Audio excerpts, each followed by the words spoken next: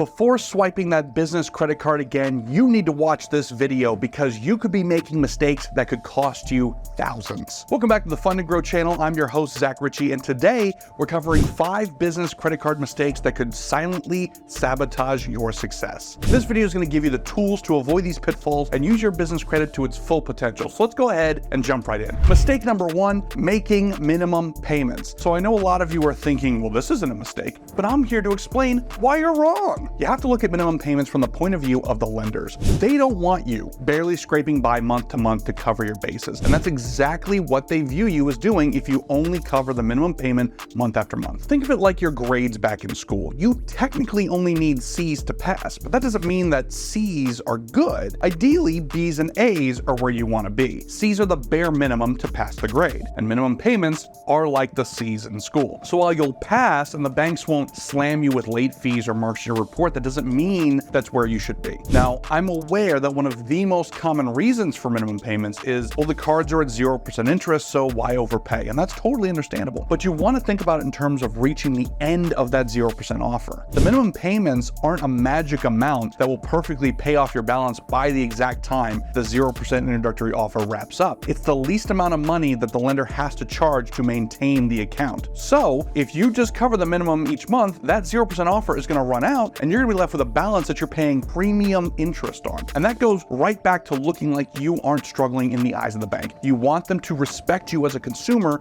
and not just barely scrape by each month. So what should you be doing instead? Well, you should be paying well above the minimum payment each month. You should be scheduling your payment before the due date to give everything plenty of time to clear. And if needed, get rid of your balance before the 0% ends to avoid paying interest on it. Mistake number 2, not regularly requesting credit increases. So like many things in life, when it comes to increases, the squeaky wheel gets the oil. So if you have an existing relationship with a bank, you've shown good payment history, then it's on you to reach out to ask for a credit increase to maximize your spending power. Now, when you make that kind of request, some banks are going to do a hard inquiry on your credit report and others won't. So make sure you ask beforehand. If you recently got approved for a credit amount, but you feel like you should have been approved for more, then you've got 2 options. Number 1, you can ask immediately for reconsideration or an increase right then and there and hope for the best. Sometimes initial decisions and limits are just automatic responses from a computer system and not an actual human who may be willing to give you much more. Or number 2, show about 6 months of positive history and then request an increase once you've proven yourself trustworthy. Now keep in mind that some banks will review your account for an increase incrementally without you asking, but many others won't and will wait for you to make the first move. So as a general rule, it's safe to ask every 6 to 12 months if you're looking to grow your credit profile and get access to more credit. If you want to learn some easy strategies that you can use to request limit increases, we actually have an entire video dedicated to that topic on this channel, and I'm going to link that video for you below. Mistake number 3,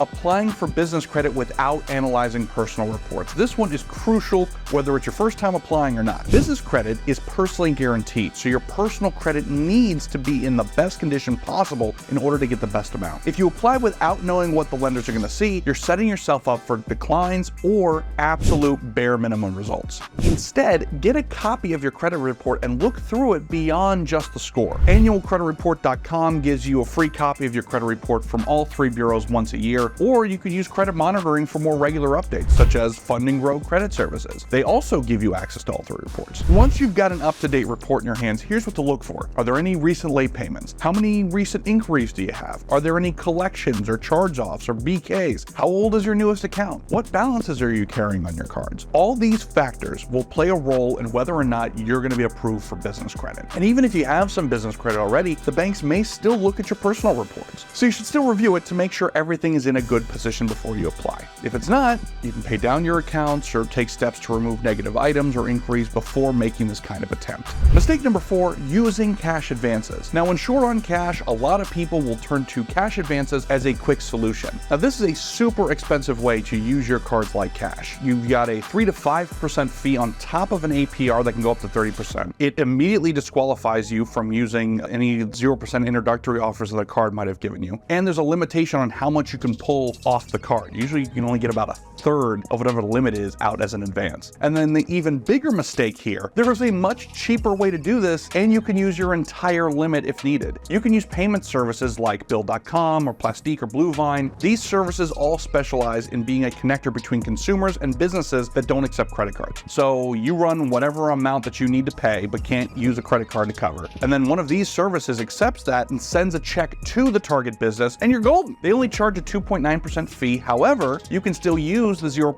APR offer with these services, and it's a much more cost-effective option versus cash advances. They literally send payments via check, wire, or ACH, and you can even purchase real estate this way and pay vendors who don't normally accept credit cards. Now, mistake number 5, getting a card that doesn't align with your needs and habits. Now, there are countless cards out there with bonuses for every purchase you could make. Travel, dining, office supplies, phone services, the list goes on and on. Plus, cards with annual fees can get you even bigger rewards and perks. Now, where many people go wrong is that they'll get a card based on purchases or habits they hope to gain rather than what their spending habits are right now. So for example, someone may get a travel rewards card hoping to get perks that help them travel more. They may not travel often right now, but they hope that they can make time for it. And what ends up happening is they still never get around to traveling, and so the points just sit there, or they expire, they go to waste. So in this case, maybe just a standard cashback card would have been more ideal. It could be redeemed for more than one thing, like gift cards or travel or statement credits. Similarly, people get cards with annual fees but only use some of the perks. You're paying out the money, but you're not maximizing the use. Annual fee cards are best if you can use every perk you get out of it and it aligns with your current habits and spending. Otherwise, you could be paying to use the card when you don't use it any differently than you would a card without an annual fee. That's a wrap on our journey through 5 business credit card mistakes that are costing you money. I hope you learned something in this video and can apply some of these tips in your business credit journey. And if you did, please take a moment to like the video and subscribe to the channel so we can keep making content that helps you start and grow your business and use business credit to its full potential. Thank you for joining me in this video. I'm Zach Ritchie. I'll see you in the next one.